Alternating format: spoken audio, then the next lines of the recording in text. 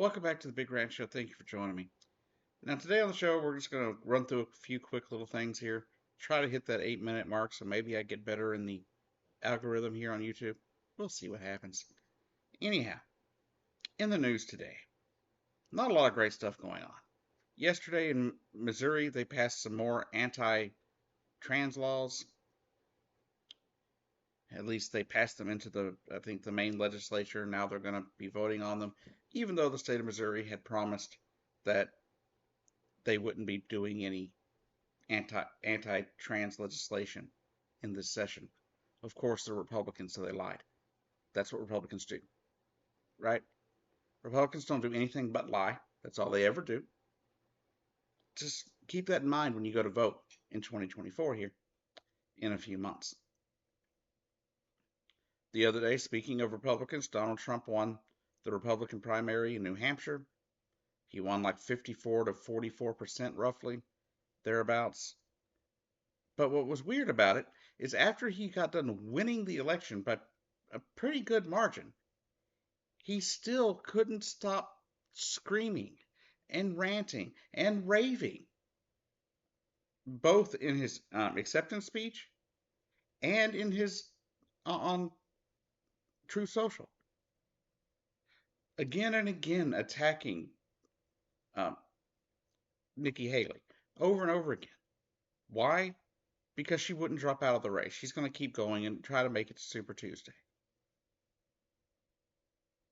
She at least wanted to make it to the primary in her home state of South Carolina. Now, I have no love for Nikki Haley, but I can tell you right now, if I had to choose between Donald Trump and Nikki Haley as my president, I'd be picking Nikki Haley. I don't like her politics. I don't like the things she stands for, but she at least is a respectable human being in a number of ways, right? She has foreign policy experience. She thought the way Donald Trump acted as president was embarrassing to our country. Do I think she would do great things for this country? No. Do I think she would be good to the LGBTQ community? No. But do I think she would be better than Donald Trump? Yes. Nikki Haley wouldn't usher in a new era of this country that dissolves our republic, that turns our republic into an autocracy. Donald Trump will. But on the flip side of that, the Democratic side of it, the Democrats are the Democratic Party is having a bit of a spat with the state party in New Hampshire because New Hampshire has laws in the books that requires their primaries to be the first in the nation, regardless of when another state schedules theirs. If theirs are scheduled for, if say South Carolina would have been scheduled for January 1st, they would have had to have theirs 7 days before that one. It's in their law. They can't change it. But the Democrats wanted to make the South Carolina primary the first Democratic primary. So for this year, anyway, they kind of removed they pulled the delegates from New Hampshire for the primary because they weren't going to be supporting the primary. But guess what? Through a write-in campaign, in a campaign that Joe Biden wasn't even on the ballot, Joe Biden got 69 million votes or 69,000 votes in the primary. I think it was 69,000. Could have been million. I don't think it's million. But 69,000 votes, and Trump pulled out like 58. So even though it's a big deal that for Trump that he won because it's looking more and more like he's going to be the primary winner and the person who will be running for the Republican Party this fall. Joe Biden had a much bigger showing because these people didn't go to these polls and just scribble in a name, fill out a ballot and put it in, and let it get scanned. No, they had to literally write his name in. So thousands of people showed up with enthusiasm to vote for Joe Biden. So if you're hearing that myth out there that no one's excited to vote for Joe Biden, that nobody wants to vote for Joe Biden, he's too old, he's too this, he's too that, they're lying to you. All it is right-wing propaganda, probably, tactics from Russia trying to convince you that um, nobody's interested in voting for Joe, trying to convince you not to go to the polls in November. But the fact is, there's the majority of people in this country want Joe Biden as president. So his favorability numbers are down, but definitely the Democrats definitely want him running for president in November. Don't let anybody lie to you and tell you they don't. We're not just holding our nose and voting for Joe Biden. Now, here's the thing, though, I will say, going into our last story of this video. I do have issues with the way Joe Biden is handling the Israeli Gaza situation right now. Now, and this is what I'm going to suggest. If you're in a state where it matters, right? You're in a state that you know is a solidly blue state, and but you know there's also a possibility that the Republicans could end up taking the state somehow or another in the November election. If it's somewhere where it's important, where it's necessary, please vote for Joe Biden. If you're in a state where it doesn't matter, if you're voting in, say, Alabama, Oklahoma, right? Mississippi, states that always go red no matter what, vote your conscience. Make it known to your state parties in the states, especially the states where it doesn't matter in the presidential election, but make it known to the Democratic Party of your state that you do not support the genocide in Gaza. Speaking of Gaza, over 24,000 dead. Just Gazans. At least 10,000 of them are children. It's time for a ceasefire. Just think if these children were your kids, how terrified you would be that your children were under this threat. Just think how sad and how distraught you would be if the children that were being murdered by Israel right now were yours.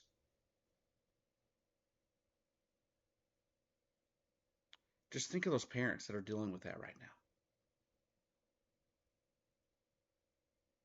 People want to sit here, they want to tell me that I shouldn't care. They want to tell you that it's not a genocide. Then what else is it? The IDF is treating the Palestinians no different than the Nazis treated the Jews in the Holocaust.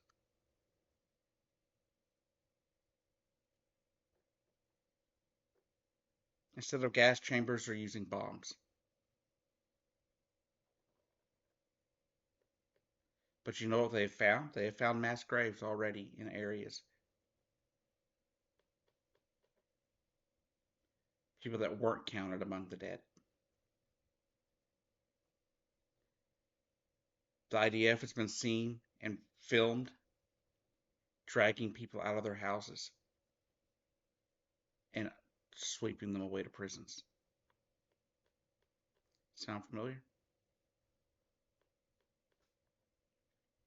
Yeah, because it's happened before. That's why it sounds familiar.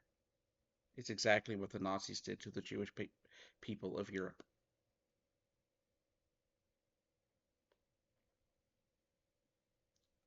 I want you to know, I stand wholeheartedly against anti-Semitism and any kind of violence against Jewish people. I always have. Because I believe hate is wrong. I believe murder is wrong.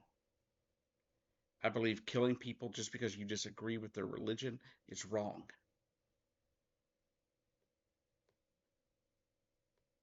But what's going on right now with Israel, I cannot support. I cannot support what Israel is doing to the Gazans. And what's being ignored by the media is what they're doing to the people in the West Bank.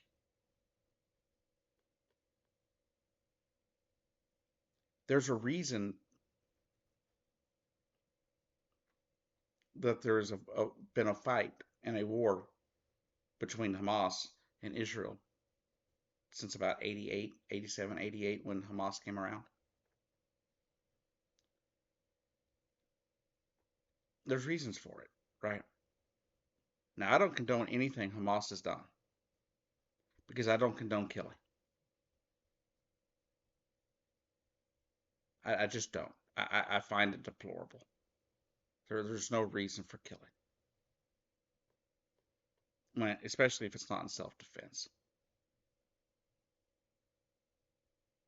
Because I know I'll get some comments somewhere, somebody saying, well, what if it's in self-defense? Well, different story, right?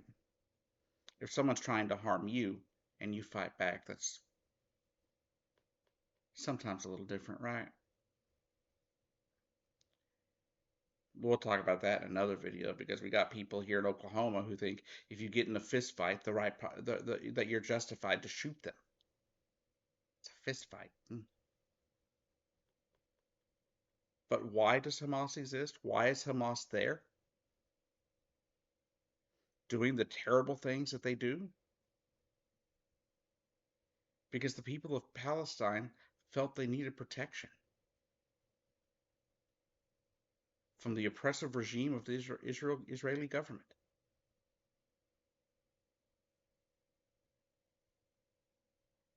They've been stealing their property, abusing the people, killing the people, imprisoning thousands of Palestinians without cause, with no charge, for years.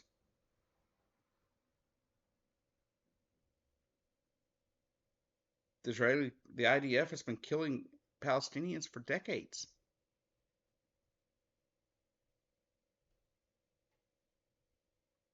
And it needs to stop. There needs to be a ceasefire in this situation, and a two-state solution needs to be set up.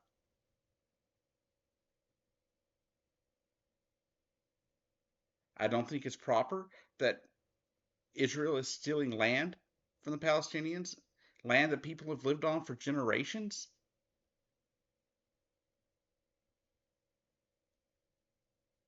Now, like I said, I do not condone anything Hamas has done. And I never will. What they did on October 7th was absolutely grotesque.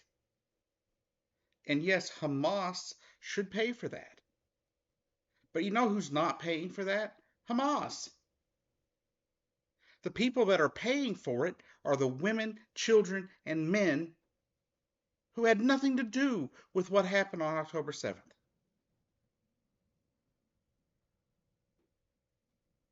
The other day, Israel bombed the doors of a hospital. A hospital.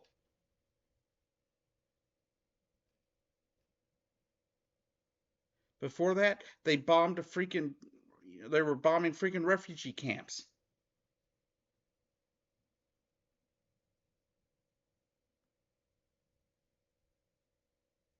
They're using white phosphorus, which is banned by the Geneva Conventions.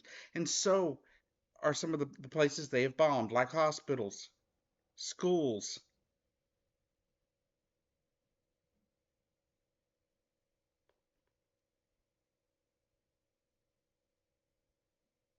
It doesn't make any sense.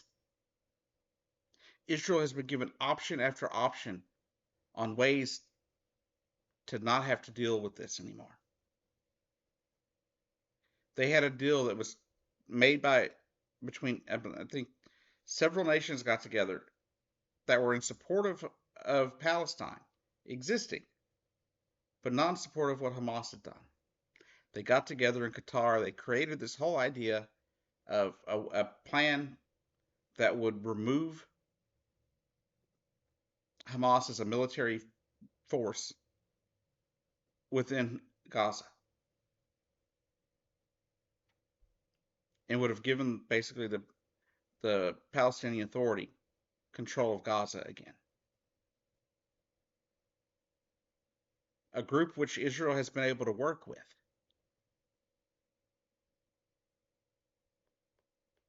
But they rejected it. There's another idea, another thing for a ceasefire. Israel rejected it.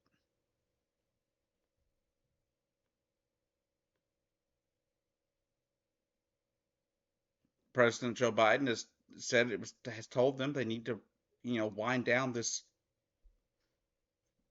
their attacks. They say no.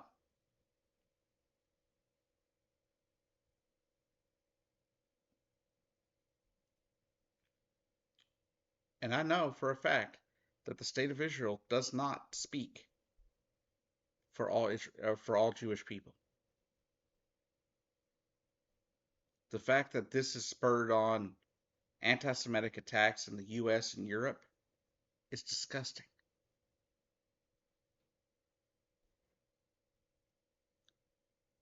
Put the blame where it belongs.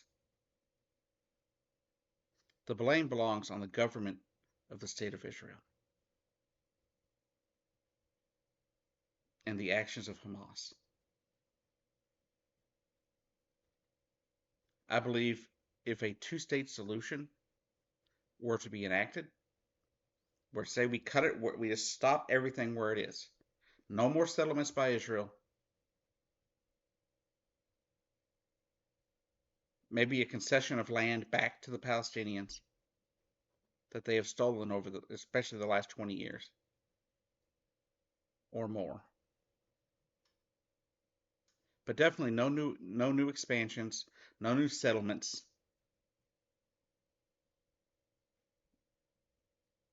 And Israel quit harassing and harming Palestinians. There would be no need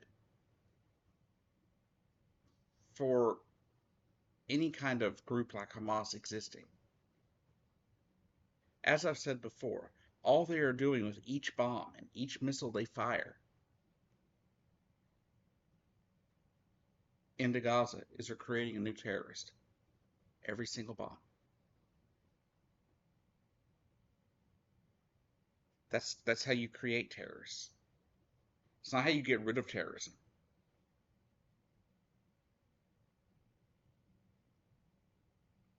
It doesn't endear you to the hearts of anyone to bomb them.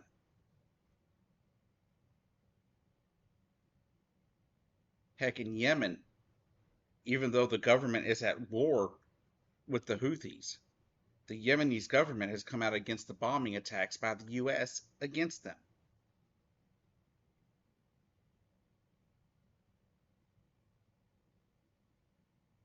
So it doesn't help. The best way if you want to bring an end, if you want to bring an actual end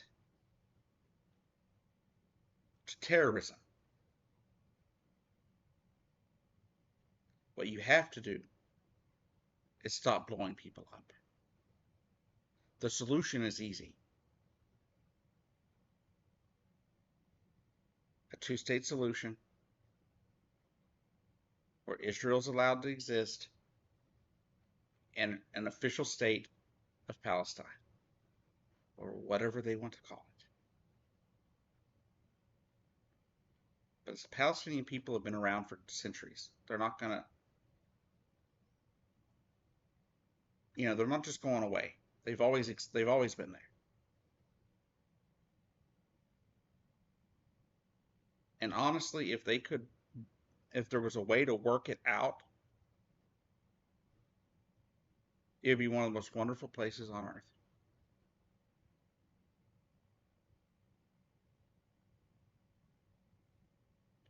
And the solution is easy. It's really easy. Israel stops their genocide. Israel stops stealing land. We solidify the borders between Palestine and Israel.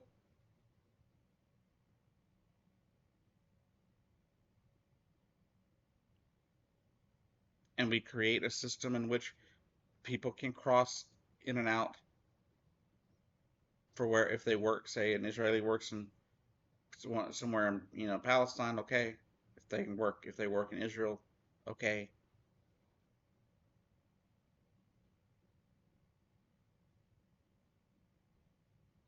And then instead of a war, if there is some crazy lunatic that wants to blow something up, instead of a war, you take out those people, that person or persons responsible.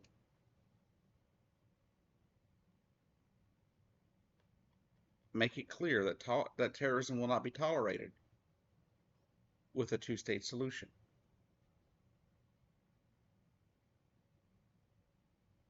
But will anyone ever listen to me? No. No, they won't. Because one, maybe 10 people will see this video. Maybe 10. So no one will listen.